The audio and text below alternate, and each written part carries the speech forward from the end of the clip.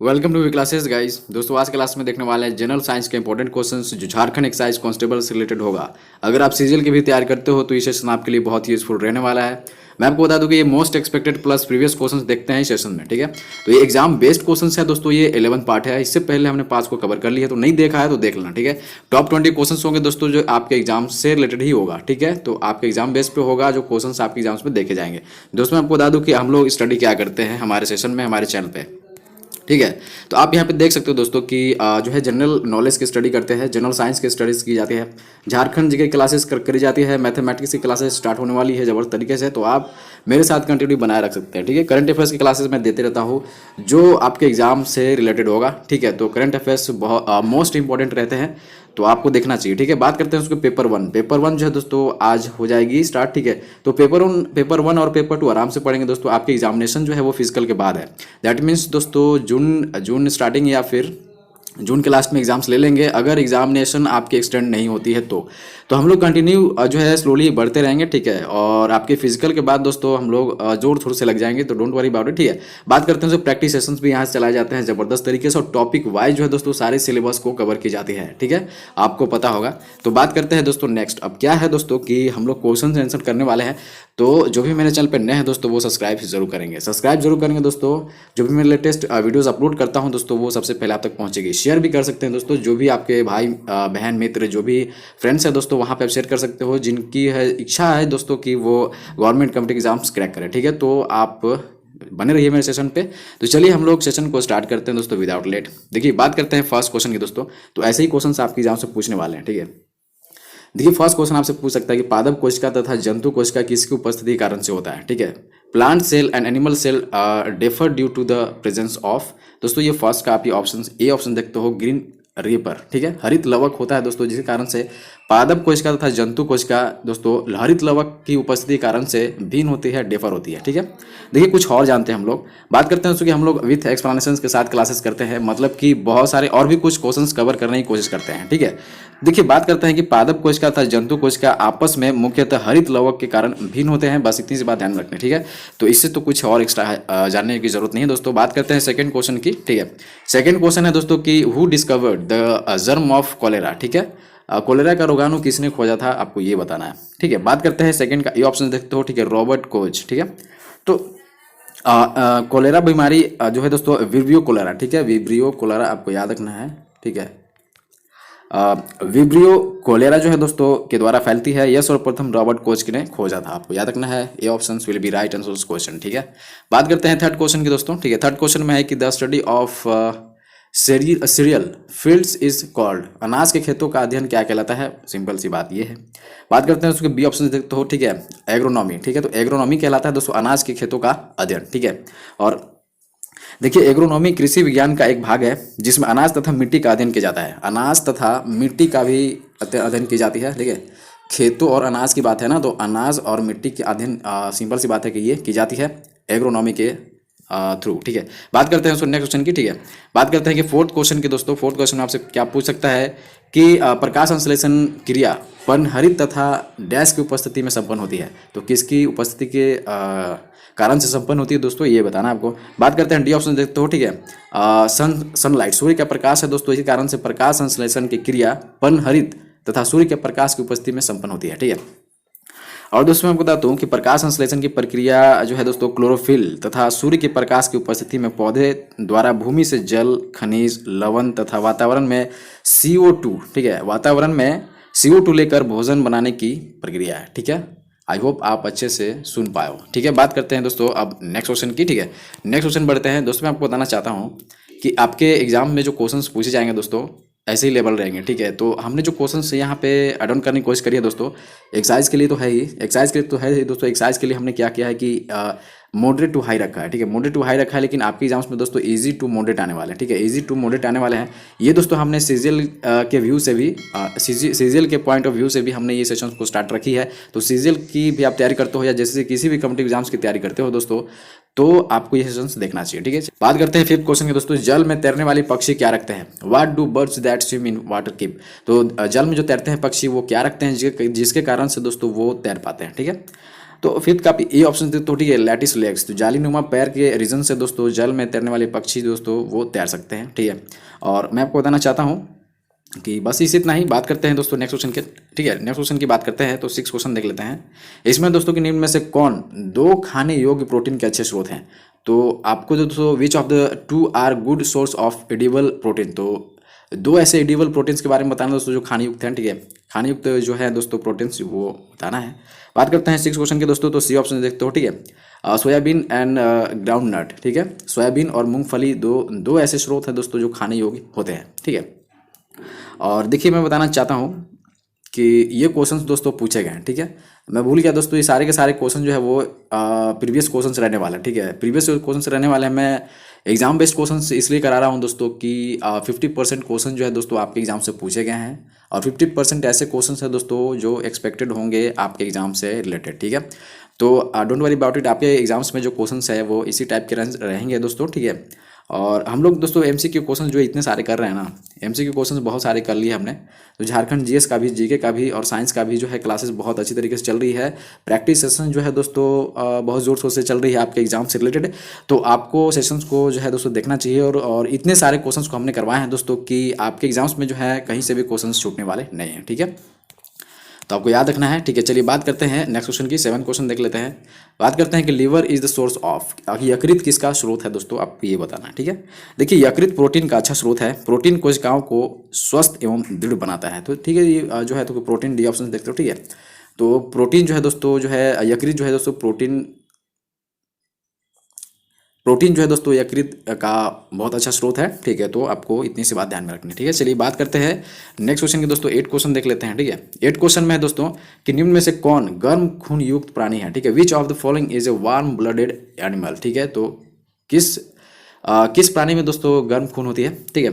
तो ये सबको पता होगा, ये भी क्वेश्चन पूछे गए हैं, ठीक है। तो ये वेल में होता है दोस्तों, ठीक है। वेल में आपको याद रखना है कि जो है गर्म खून युक्त प्राणी होते हैं, ठीक है। सबसे ज़्यादा जो है दोस्तों उनके ब्लड में गर्मी होती है, वार्म होती है, ठीक है। और बस इसे इतना ही। बात करते हैं तो कि देखिए गर्म खून वाले जानवर वे जानवर हैं दोस्तों जो बाह्य वातावरणीय, ठीक है, बाह्य वातावरणीय प्रभाव से अप्रभावित रहते हुए अपने शारीरिक तापमान को नियत बनाए रखते हैं, ठीक है। अपनी बात याद रखना है दोस्तों, इतनी सी, ठीक है। चलिए बात करते हैं नेक्स्ट क्वेश्चन की। 9 क्वेश्चन देख लेते हैं। देखिए मानव शरीर की सबसे लंबी अस्थि बताना, ठीक है। The longest bone in the human body, तो ये दोस्तों ये भी क्वेश्चंस पूछे गए हैं। तो ऐसे क्वेश्चंस आते हैं आपके एग्जाम्स में। अगर आप पुराने स्टूडेंट हो तो आपको पता होगा, नए स्टूडेंट हो दोस्तों तो आपको याद रखना चाहिए कि ऐसे क्वेश्चंस आपके एग्जाम्स में पूछे जाएंगे, ठीक है। तो मानव शरीर की सबसे लंबी अस्थि की बात करें दोस्तों तो ये सी ऑप्शन फीमर है, आपको पता होगा फीमर है दोस्तों, ठीक है। ये दोस्तों जांघ की हड्डी होती है, ठीक है। थाई की जो थाई जो होती है दोस्तों हमारी उसकी वो ये हड्डी होती है, ठीक है। आपको याद रखना चाहिए। सबसे छोटी जो होती है दोस्तों स्टेपिस होती है, ठीक है। स्टेपिस होती है जो कान की हड्डी होती है, ठीक है। आपको इतनी सी बात ध्यान में रखनी है, ठीक है। और ठीक है चलिए बात करते हैं नेक्स्ट 10th क्वेश्चन देख लेते हैं। 10th क्वेश्चन है तो कि what is the covering of the lungs called, फेफड़े के आवरण को क्या कहते हैं, ठीक है। तो 10 का आप ये ऑप्शन देखते हो, ठीक है। फ्लोरा कहते हैं, ठीक है। फ्लोरा कहते हैं फेफड़े के आवरण को, ठीक है। आपको इतनी सी बात ध्यान में रखनी है। और दोस्तों देखिए फ्लोरा आवरण 2 परतों से बना आवरण है जिसमें तरल पदार्थ भरा होता है, ठीक है। तो 2 आवरणों से बना होता है जिसमें कि दोस्तों लिक्विड फॉर्म रहते हैं, ठीक है। इतनी सी बात ध्यान में रखनी है। चलिए बात करते हैं 11 क्वेश्चन की, ठीक है। और बात करते हैं 11 क्वेश्चन निम्नलिखित में से किस में संवहन होता है, ठीक है। Convection takes places in which of the following, ठीक है। तो 11 का आप ये बी ऑप्शन देखते हो, ठीक है। Only in gases and liquids, ठीक है। केवल गैसों एवं द्रवों में, ठीक है। तो ये दोस्तों कन्वेक्शन जो होता है takes places in which of the following, तो दोस्तों आपको पता होना चाहिए कि केवल गैसों एवं ठोसों में दोस्तों संवहन की क्रिया होती है, ठीक है। और देखिए संवहन किसी द्रव अथवा गैस के अणुओं के संचार के कारण होता है, इसलिए संवहन की प्रक्रिया ठोसों में नहीं होता। तो ठोसों में नहीं होता, आपको याद रखना है दोस्तों, ठीक है। ठोसों में नहीं होता बिकॉज ऑफ संवहन किसी द्रव अथवा गैस के अणुओं के संचार के कारण होता है, ठीक है। चलिए बात करते हैं 12th क्वेश्चन के दोस्तों, ठीक है। 12th क्वेश्चन देख लेते हैं कि water is used in the radiator of the car because of, car के रेडिएटर में पानी का प्रयोग किया जाता है क्योंकि दोस्तों, क्योंकि मैं आपको बता दूं कि इसी ऑप्शन तो it's specific heat is high, इसकी विशिष्ट ऊष्मा अधिक होती है, इसलिए दोस्तों कार के रेडिएटर में पानी का यूज़ किया जाता है, ठीक है। इतनी सी बात ध्यान में रखनी है आपको, ठीक है। पानी की विशिष्ट ऊष्मा अधिक होती है जिससे वह रेडिएटर से अधिक ऊष्मा खींचकर उसे ठंडा रखती है, ठीक है। तो ये भी क्वेश्चन रिपीटेड क्वेश्चन हैं, दैट मीन्स दोस्तों एक्सपेक्टेड क्वेश्चन हो सकते हैं रिलेटेड टू योर एग्जामिनेशन। ठीक है, बात करते हैं 13 क्वेश्चन की। तो what is found in frequency modulators, तो आवृत्ति मॉड्यूलेशन में क्या पाया जाता है। ठीक है, तो आपको ध्यान रखना है दोस्तों कि जो फिक्स्ड डायमेंशंस होते हैं, ठीक है, निश्चित आयाम होता है, ठीक है, आवृत्ति मॉड्यूलेशन में। ठीक है, और देखिए बात करते हैं कि आवृत्ति मॉड्यूलेशन में सिग्नल की आवृत्ति परिवर्तित होती है दोस्तों, सिग्नल की आवृत्ति जो है वो परिवर्तित होती है। और दोस्तों मैं बता दूं कि जबकि आयाम नियत रहती है। ठीक है, आयाम जो है दोस्तों वो नियत रहती है, फिक्स रहती है। चलिए बात करते हैं सुनेशन की। 14 क्वेश्चन देख लेते हैं। देखिए 14 क्वेश्चन में दोस्तों कि विच of the following colours of light is deflected list when it passes through a prism, निम्नलिखित में से कौन से रंग का प्रकाश जब प्रिज्म में से गुजरता है तो सबसे कम विचलित होता है। ठीक है, डिफ्लेक्टेड की बात करते हैं। तो दोस्तों ये 14 का आप ये डी ऑप्शन देखते हो। ठीक है, डी ऑप्शन देते हो लाल, रेड होते हैं दोस्तों, आपको इतनी सी बात ध्यान में रखनी। ठीक है, किसी तरंग की, देखिए मैं बात करता हूँ कि किसी तरंग की तरंग दैर्घ्य जितनी अधिक होती है उसका विचलन उतना ही कम होता है दोस्तों। ठीक है, इतनी सी बात ध्यान में रखनी है। और मैं बताता हूँ कि चूंकि लाल रंग के प्रकाश की तरंग दैर्घ्य सबसे अधिक होती है दोस्तों, तो यह सबसे कम विचलित होती है। ठीक है, आपको देखिए बात मैं बताना चाहता हूँ कि देखिए जिसमें तरंग दैर्घ्य सबसे अधिक होती है ना, वो उसमें विचलन जो है दोस्तों कम होती है। ठीक है, आपको इतनी सी बात ध्यान में रखनी है। चलिए बात करते हैं नेक्स्ट क्वेश्चन की। ठीक है, 15 क्वेश्चन देख लेते हैं। 15 क्वेश्चन है दोस्तों कि what is the distance of distinct vision of a normal eye, सामान्य नेत्र की सुस्पष्ट दृष्टि की दूरी कितनी है दोस्तों। अपने आप से ये पूछ रहा है कि अपने आंख से जो है वो कितनी दूरी को स्पष्ट आप देख सकते हो। ठीक है, ये भी क्वेश्चंस पूछे गए हैं, रिपीटेड क्वेश्चंस हैं, एक्सपेक्टेड क्वेश्चंस हैं। तो सारे के सारे क्वेश्चंस मोस्ट इंपॉर्टेंट रहने वाला दोस्तों, आपको पता होना चाहिए। ठीक है, तो सामान्य नेत्र की सुस्पष्ट दृष्टि की जो दूरी है दोस्तों, आपको सबको पता होना चाहिए 25 सेंटीमीटर है। ठीक है, 25 सेंटीमीटर तक जो है दोस्तों दूरी हम लोग को वो क्लियर दिखाई देती है। ठीक है, उसके आगे दोस्तों क्लियर नहीं दिखाई देती। कहने का मतलब दिखाई तो देती है, कंफ्यूज नहीं होना है, लेकिन 15 सेंटीमीटर तक दोस्तों सुस्पष्ट, दैट मीन्स दोस्तों क्लियर दिखाई देती है, क्लियर विजन्स होते हैं। ठीक है, ये कहना चाहता है। तो बस इतनी सी बात ध्यान में रखनी है। ठीक है, बात करते हैं 16 क्वेश्चन की। दोस्तों ये सारे के सारे क्वेश्चन पूछे गए हैं, तो जो भी मेरे चैनल पर नया है वो सब्सक्राइब जरूर करेंगे। ठीक है, चलिए बात करते हैं तो कि what is the average salt content in sea water, समुद्र के जल में औसत लवण की मात्रा कितनी होती है।